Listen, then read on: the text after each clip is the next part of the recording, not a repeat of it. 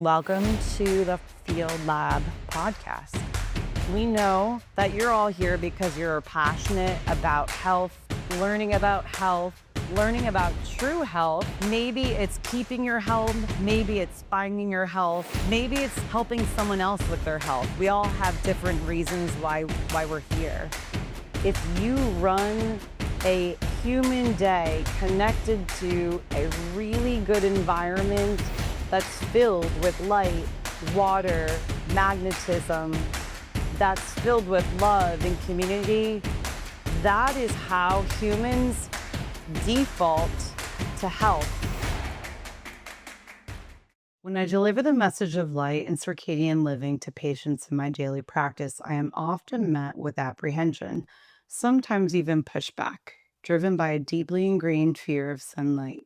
I also sense that many are frustrated and conflicted, recognizing that if the sun vanished tomorrow, all life on planet Earth would cease to exist. But at the same time, they struggle to disregard the messages being delivered by the so-called experts. The internal polarization I see among patients mirrors the cultural polarization more broadly. On one hand, we're repeatedly told by centralized institutions that exposure to sunlight isn't just unnecessary, it's actually dangerous, a narrative delivered to the public primarily through the lens of skin cancer. On the other hand, many wonder, how could that be?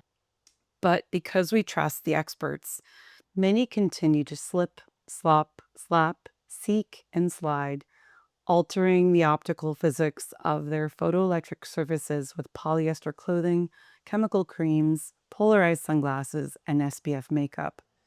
To be totally safe and leave nothing to chance, many actually choose to stay indoors, bathed in the dimly lit glow of polarized flickering artificial light over connection to the cosmos.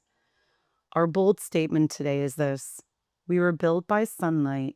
In fact, when you get down to the very foundation of human biology, you find out that we are sunlight. When you disconnect from what you are, you can only become something else. This is where we find ourselves. Sun avoidance was the number one health mistake in the history of humankind, and one we need to quickly reverse if we want to turn the tide of chronic disease, find true health, and guarantee a future for humanity.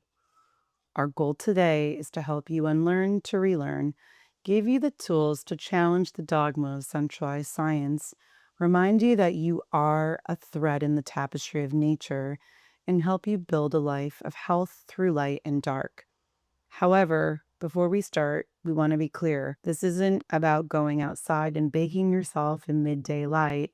It's much more complicated than that, and we'll tell you why. In part one, we explore the historical framework that created a cultural fear of sunlight, what that has meant for human health, and how to begin the process of thinking differently.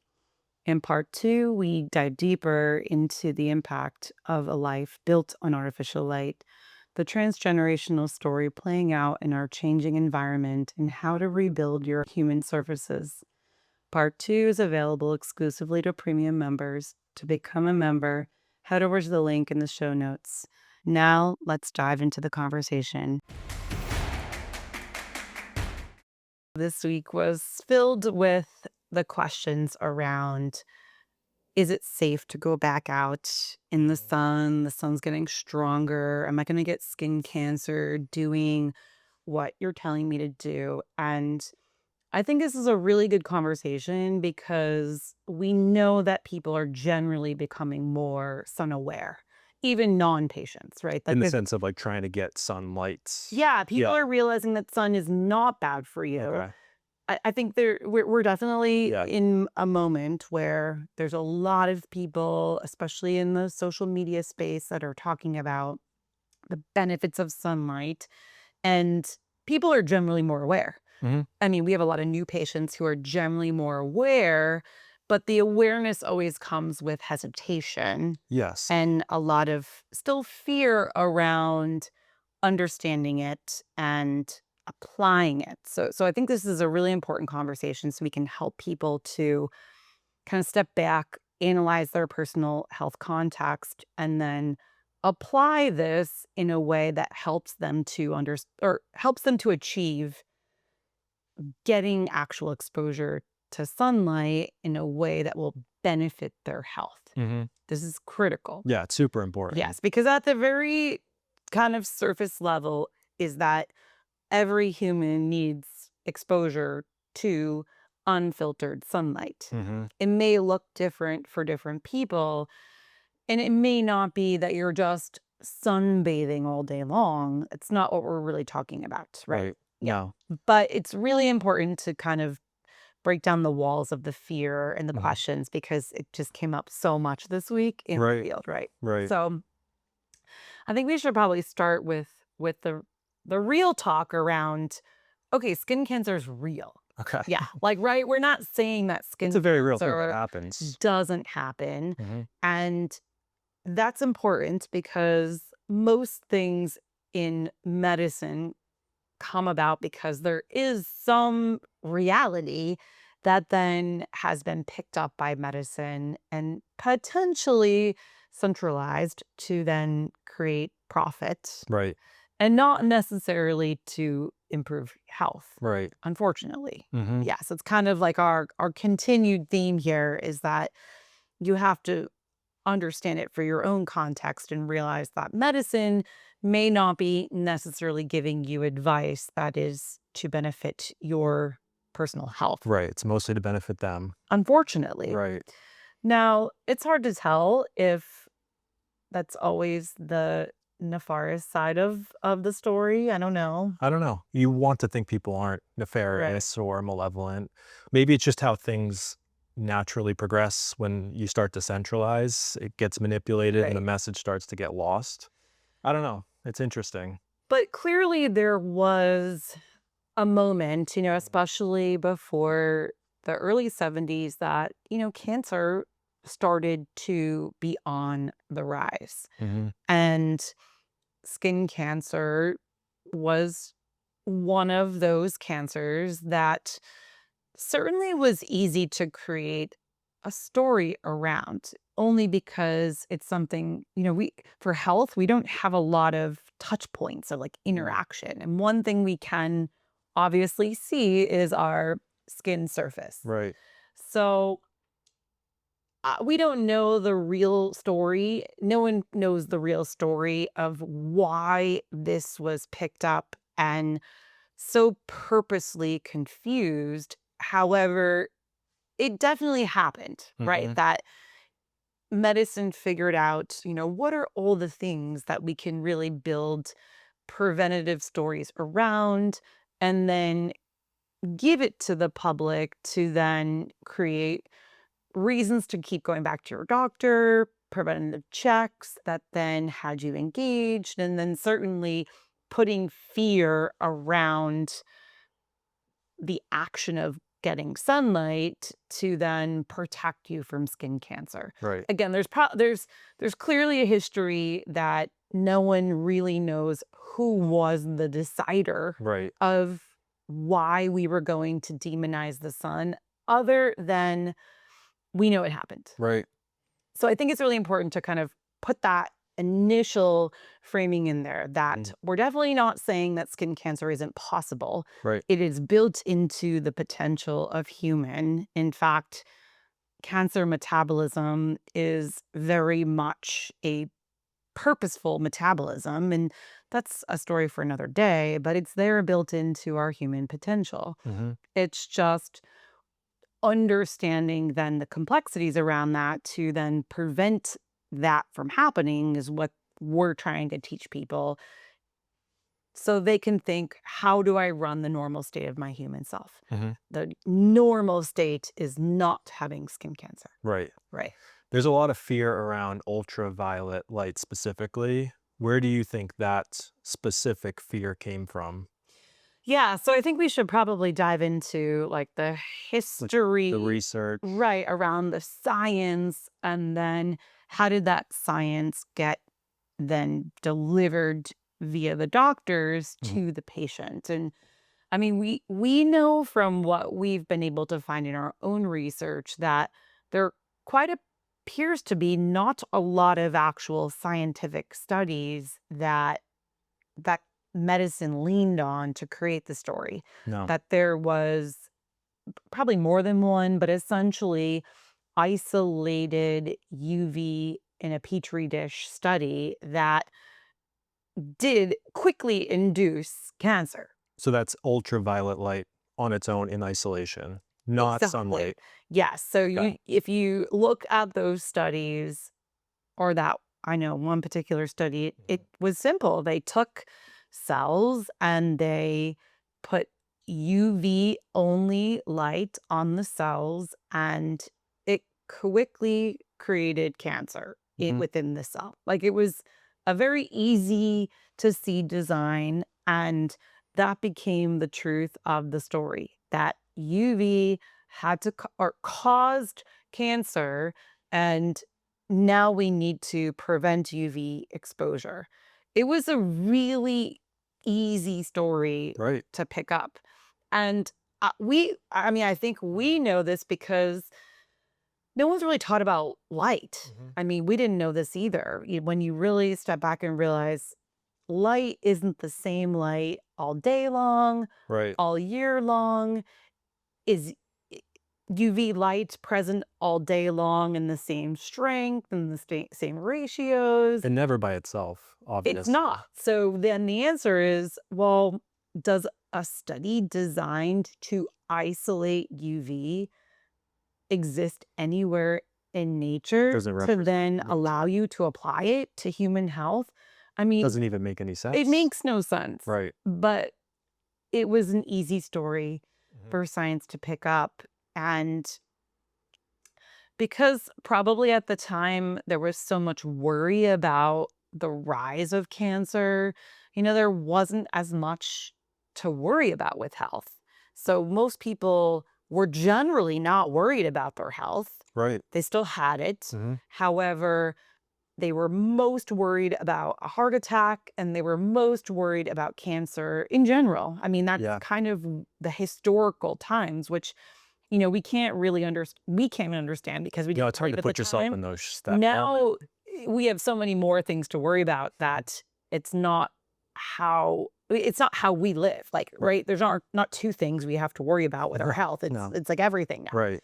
So, because at the time it was easy to deliver this cancer-causing story and like, oh, almost like a "We got you. Hey, Mhm. don't we have the solution for you. Mhm. You can learn about how to protect from UV light, and you will not get skin cancer." I Right. mean, that was sort of the initial promise. But again, like, we've gone back in the history a little bit, and I think there was something to do with the fact that, like, dermatology as a medical specialty wasn't really a specialty people needed to go to. Again, like, medicine just The history is really really tried interesting. to increase, like, why people would go to the specialist, the Mhm. specialties. For, like, a And yearly check yeah, too, so like, then all of a sudden we have this preventative. flow of, okay, well, if UV light is the cause for skin cancer, definitely there was an easy association to try to teach people that sunburns were because of that. So then if you've ever had a sunburn, you probably need to go get your annual check. And again, like, we don't know the exact story, but it's sort of what we know from our historical journeys of Right. learning about how did this story really grab hold. Mhm. Because definitely, like, from patients we work with, the ones that have done yearly checks and the most compliant to those checks are the people that perceive they had a lot of childhood exposures that would place them at higher risk, Mhm. especially when they're like, oh, it happened before we learned about Right. UV light being harmful. Mhm. So it's kind of a perfect system, Right. and that's definitely where it came from. Mhm. But it's most definitely not from really robust science No. that was done, especially not in the field. Or Like, anything that represents nature. there's no scientific evidence.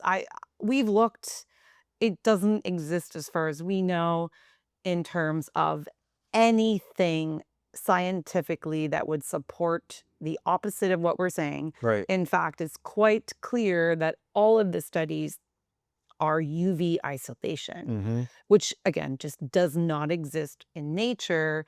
Plus, it's important to realize that UV light isn't the first light that emerges every Mhm. day. Right. So there's probably something to that. And, that's where then we know from what we found in our own studies that it became very clear to us that the human adaptation to UV light came from getting pre-treated skin from the light available in the morning, Right. which was very low UV, Mhm.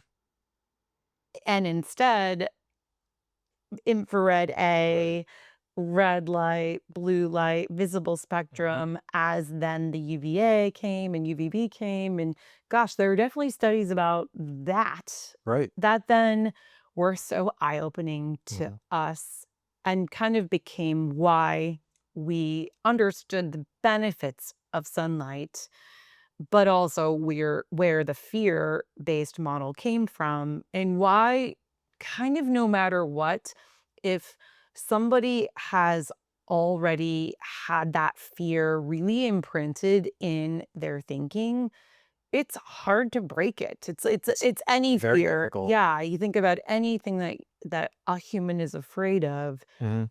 it's hard to break those fears. Right. But I mean, we've got lots of patients now who have had skin cancers and have learned about the healthy exposure of sunlight and have been able to reverse their thinking around it. Mhm. But it really takes doing some work, Mhm. learning the history, then learning the science, and then being able to apply it to yourself. Yeah, this is one of those fears that's just as deeply ingrained as, like, cholesterol.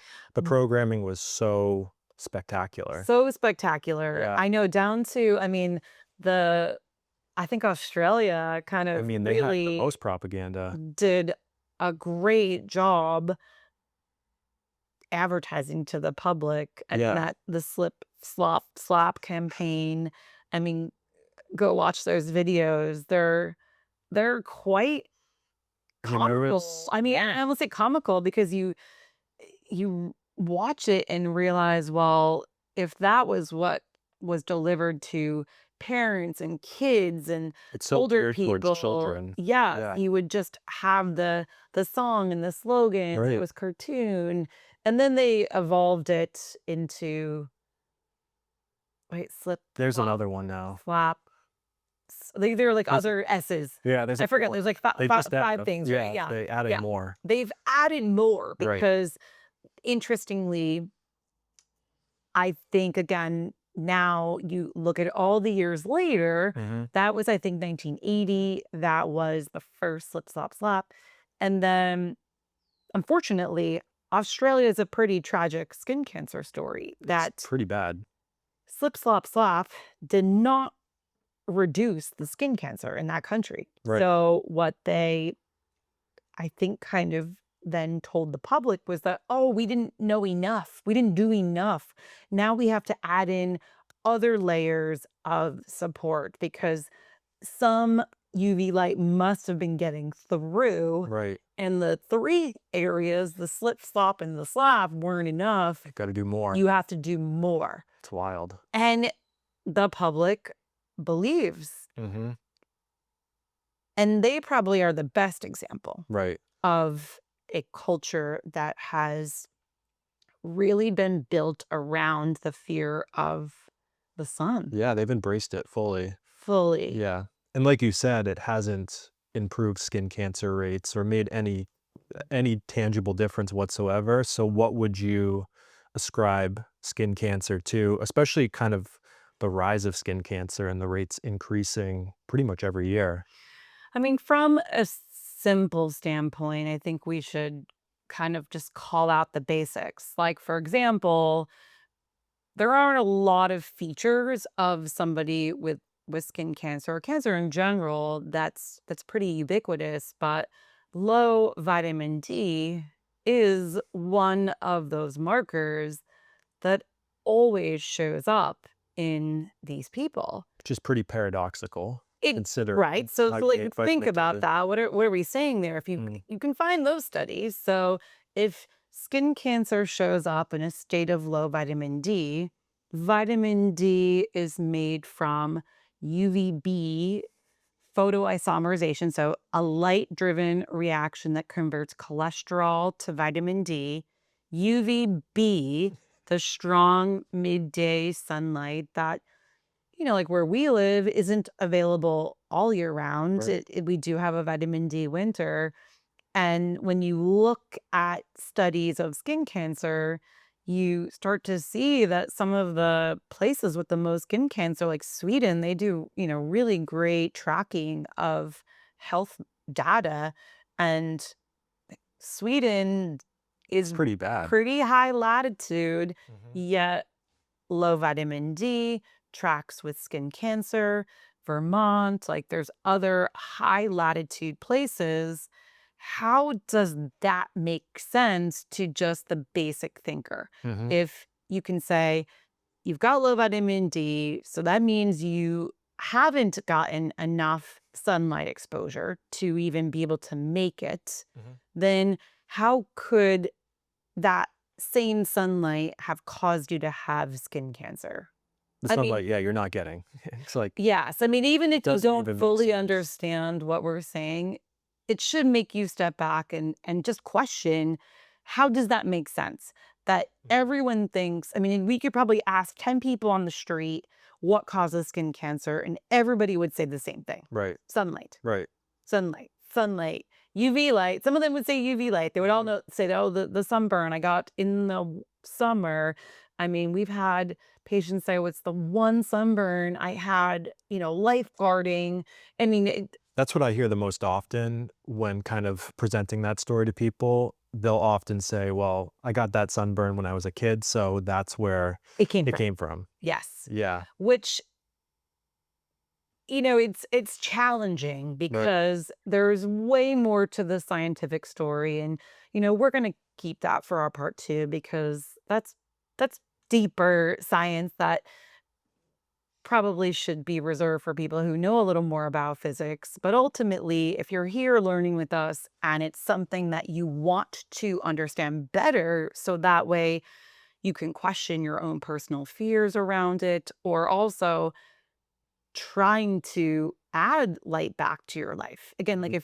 if you're in 2026 and paying attention to any social media, you're probably seeing sunlight in a conversation of health. I've had patients who Mhm. brought like their AI health protocols to me, and not always does it talk about going outside, but I've seen some where people have prodded it and it tells them you need light, you need Mhm. sunlight. Um, and it's just difficult because you don't just want to go out and get sunlight Mhm. either. Like that's really what we're here to help educate people around, is that this doesn't mean that if you have low vitamin D, you should just go outside in the middle of the day when UVB is available and go make vitamin D and you won't have cancer. Mhm. Unfortunately, that's not how this works It's not what either. we're saying either. But hopefully, you're now curious about what we're saying to then learn the deeper story of skin cancer is from the biophysics of you that has gone bad. Right. You're no longer running that normal state of the cell.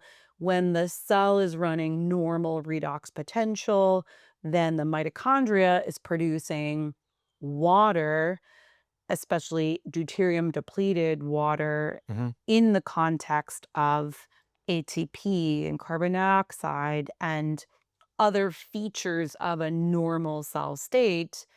Those biophotons that are also made in that mitochondria then speak to melanin that's inside of the cell that's local to that cell. Mhm. And that is actually an internal tanning mechanism that's built into our mitochondria that, again, science has not told the public the deeper story about. But if you learn about that, you start realizing, That is the normal state of the cell. That is the protection system, the natural, normal buffer built within the humans that protected us Mhm. until we started not going outside anymore, Right. until we lived indoor lifestyles. And so, historically, where and when did skin cancer really start showing up? As we've moved more indoors, Right. as we've gotten less UV light. Mhm. And now in modern times, we have so many patients who have skin cancers in places that are not where they got the sunburn, Right. in spots that make no sense They to them, never see light. in 16-year-old Mhm. people, like in indoor work office workers, especially classic is the spot on the top of a balding head in our men that have worked in an office their entire life. Right. And somehow these patients still come to us and think it's about UV light. Mhm. But it's because every doctor has been trained to think and teach the same thing to their patients, Right. which is a much bigger story of when light has gone wrong inside of you, then the lack of normal biophysics causes much more than just skin cancer. Right, it's actually just a sign that there's some deeper issues brewing. Yeah, if Right. anything, it might be a really good check engine light to Right. wake you up to learning about biophysics so you can actually improve your health, Right. possibly. Absolutely. Yeah. I think that was hopefully No. not too much science. Yeah. I know we're always like hesitant No, that's good. I to think it's a good primer. And say too part two, much. will go a little deeper into the specifics of how to build your day in a way that creates a normal solar panel so that you can utilize that light appropriately. Yeah, yeah. So I think it's important to really put out there Yeah. to the listener that if it's the time of the year where you might be now more exposed to sunlight, Mhm. definitely it's obvious that there's stronger sun out there. It may be that you went outside over the weekend and your skin turned a little bit pink. Right. Um, it may be that you got a sunburn. It's when we start being aware. The really important thing, though, is that you must learn about why that's built into you Mhm. and what that potentially is telling you about your surface Right. skin. Right. That should it react that way? That's the deeper question. Exactly. You know, we've got a lot of patients who are, especially here, like Irish descent, Mhm. Fitzpatrick one. I mean, lots and lots of patients who are, where we live is right across the water. So we have a lot of Irish descent Fitzpatrick one patients, and they'll often come in and say, I've never had a tan in my entire life. Oh, and they say, "Oh, I only burn." Somehow that's, like, ingrained into their Yes, thinking that they can only burn. that they can only burn. I think it's important though to call out you, Mm. you and I would have said personally. I could only burn. Yep. Um, it's important because you can talk through your life before you knew this, and you would only burn. Yeah, but it took probably 3 summers to get to the point where you can really tolerate some stronger light, but it was not quick. Right. So I Yeah. think it's important because I think you're a good example of you have to be patient with Mhm. understanding your personal context. Right. I know when I learned this for myself, I'm obviously older than you. I do have more tannable skin. Mhm. I used my skin more when I was younger. I didn't grow up when everything was excessively blocking of sun. So my skin didn't take as long to then create proper amounts of melanin from light exposure. Right. So To me, that said that the system that creates melanin had been used for long enough throughout my lifetime. And even though I had most definitely atrophied it Mhm. by not properly using my skin, it responded quickly. Right. Whereas most people and many people do not have that history at all. Mhm. So we're generally, which is why we're talking about it so much, is that you generally have to err on the side of caution. Right. Do not listen to the social media space, hear about how sunlight is there to provide health, and Mhm. decide like this summer you're going to go outside Just and go for it. go for Yeah. it. And in fact, we have patients that find their way to us after they've found their way to the sunlight Mhm. story, and oftentimes do an entire summer of, I can think of a number of patients, they've done a whole summer of good light, and then they start working with us one-on-one. And when we look into some of the biomarkers that reveal whether or not the body can even take in sunlight, that proves to them that they were not. So that's Mhm. really the photoelectric effect, is that just because you're out in sunlight doesn't mean your body has the capability of absorbing those photons into your body's electrons, Right. which is absolutely what part two Mhm. will talk We'll about. go deep there. But that's important because if you want to learn how to do light right, Mhm. it is so much more than just put yourself out in sunlight. Right. And that's DHA and cholesterol as well, correct? Kind of Huge part of like facilitating. the optical story Right. is that, I would say there's not one patient that I've recently analyzed that's Mhm. had normal DHA levels. It's Like, wild. it's one lab marker that really is valuable. Mhm. And I think we've talked about this before, but it's like it's tragically lower the younger the person is. And if it's low, are you You more likely to burn? absolutely. So if Plus, you have a you're history, should you maybe use that to guide your agreed. light practice? Probably simple things is, run an omega check, Mhm. run a vitamin D level that's unsupplemented. Do it if you're doing this on your own, like do it after a summer season and see where that's landing you. Right. If you're also maybe tracking some hormone levels like DHEA sulfate, that's another good metric that after a summer of sunlight, Mhm. if you have before and after, you can see all of those markers improve. If they're not, but you've been really diligent about getting outside, you might even look tan. I mean, that's the other That's thing, kind of is the deceiving part. that we've got lots of patients say, well, I can tan well. Mhm. Unfortunately, there's two parts of the story: that you've got your surface level melanin, which is important.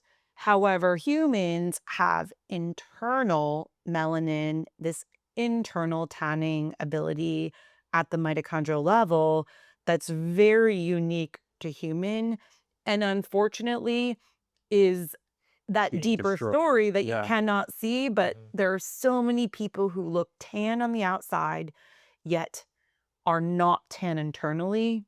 And And have low vitamin D, right? exactly, Same this thing. all goes Isn't to that the like a same story. California epidemic? Yeah, I mean, but The gosh, surfers, they all all of them. don't they all have low I mean, vitamin everyone D? in California pretty Yeah. much.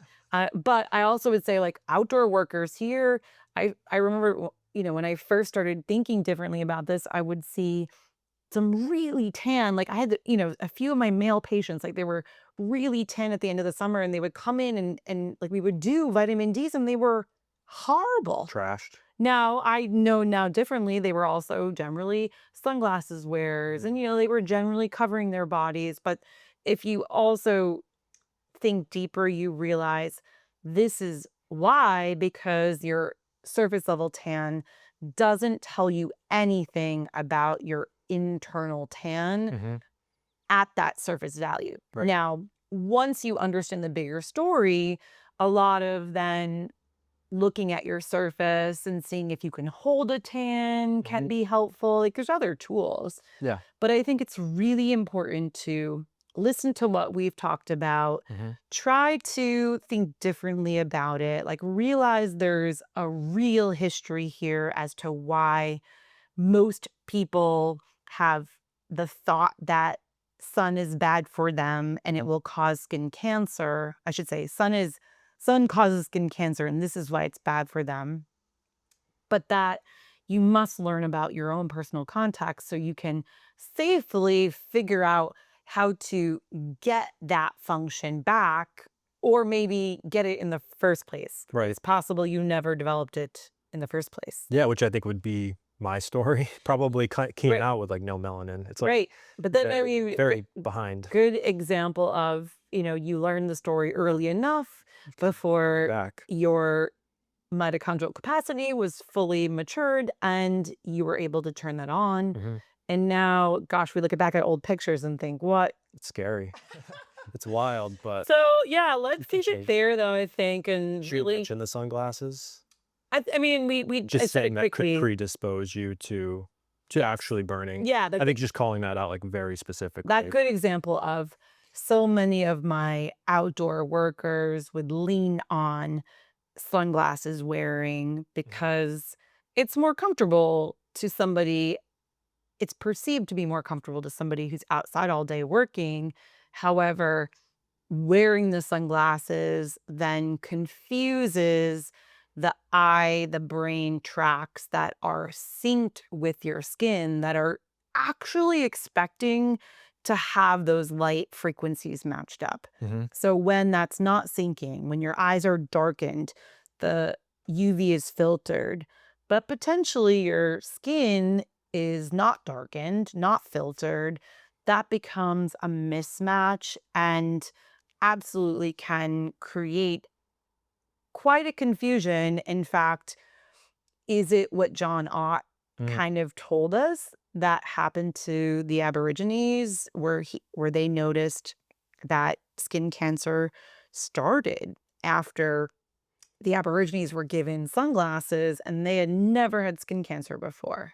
Yeah, that was Light Radiation in You, I right? think so. Yeah. Yeah, there's, like, such a good quote in there where he very like, one of the local Yeah, it's doctors very clear. specifically called out the sunglasses Mhm. being the origin of a lot of their issues. So again, like what we're telling you, like the listener, is that you just have to think better. Mhm. If you're wearing sunglasses, is that good for your health? Right.